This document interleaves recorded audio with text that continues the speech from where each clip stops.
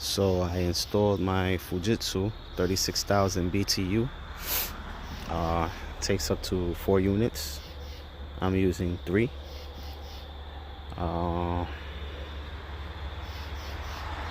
Yesterday I pressurized it with nitrogen and it held for 12 hours at 200 psi. I just vacuumed it down maybe like half hour ago, and once I shut off my valve, I had vacuumed it down to 196 microns. Once I shut my valve off, it climbed pretty fast. Within 2 minutes it was at 400, but it's been now about 20 minutes and it's been slowly climbing, but within 20 minutes, the last 20 minutes, it's only gone up 42 microns. I think that it's the fittings, because I didn't use nylog or compressor oil, but so far it's been holding at 442, maybe for about 5 minutes now.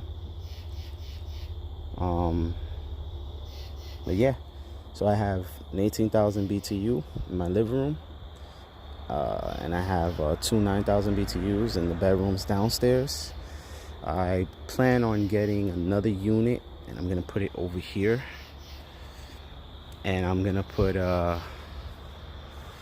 9s on there for the upstairs bedrooms. But yeah, this is my Fujitsu. Can't wait to get this baby running. Oh, just climbed up 2 more. But it's been about 22 minutes already. 22 minutes. So like I said, I think that it's probably leaking from here, from these fittings, because I didn't use nylog. But I think after 22 minutes of being under 500 microns, I think I'm good. You know, should be fine.